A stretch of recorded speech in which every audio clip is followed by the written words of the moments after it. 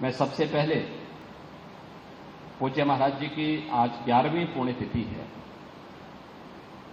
इस अवसर पर उनके श्री चरणों में नमन करते हुए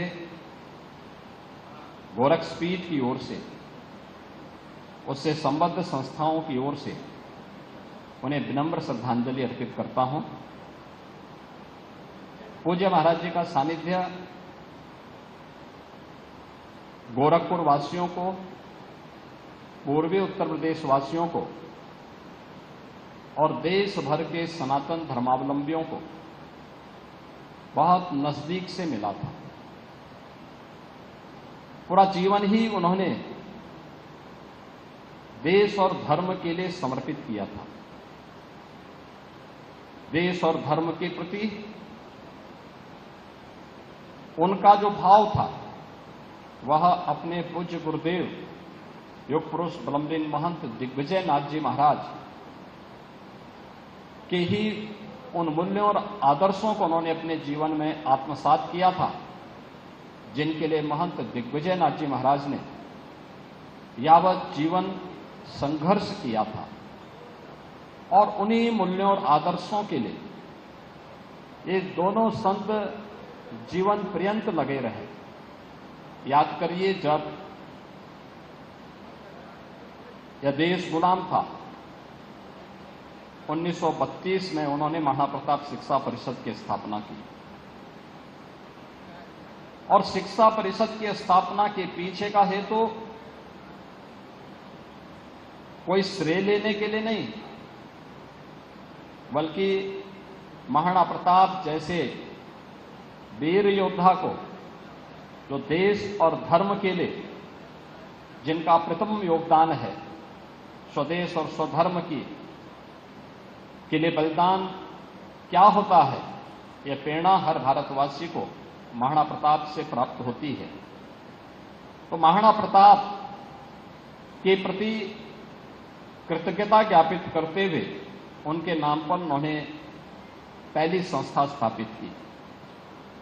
फिर यह श्रृंखला आगे बढ़ती गई।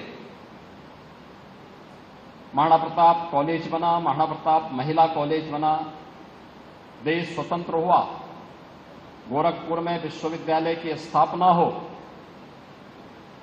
और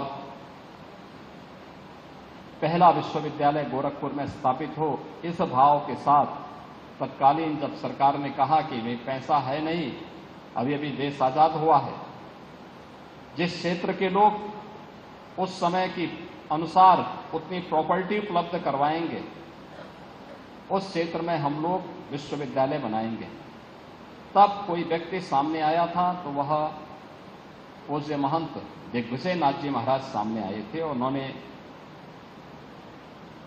मंदिर से जुड़ी हुई दो संस्थाएं, महाराणा प्रताप महाविद्यालय और महाराणा प्रताप महिला महाविद्यालय, प्रदेश सरकार को देकर के गोरखपुर में विश्वविद्यालय की स्थापना का शुभारंभ किया था।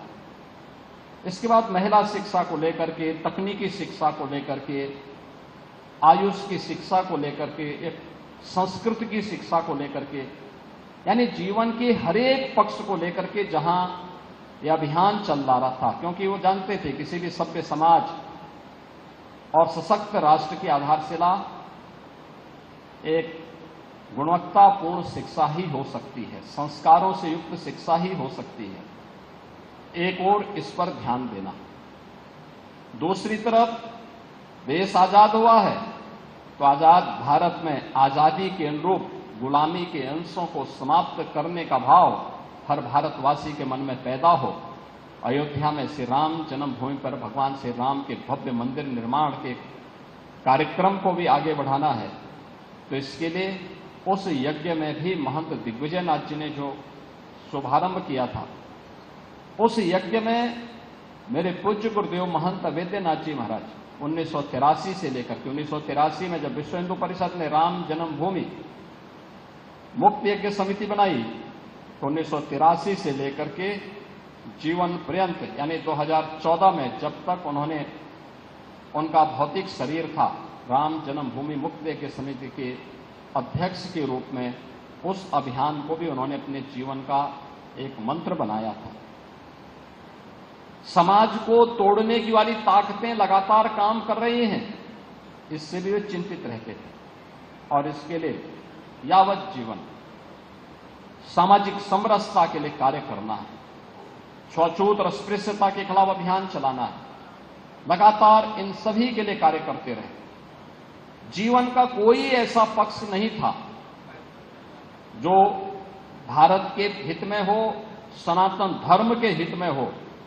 और आचार्य द्वय महंत दिग्विजयनाथ जी महाराज और महंत अवैधनाथ जी महाराज का उसमें सक्रिय सहभागिता उस कार्यक्रम में न रही हो, ऐसा पक्ष देख पाना बहुत कठिन था।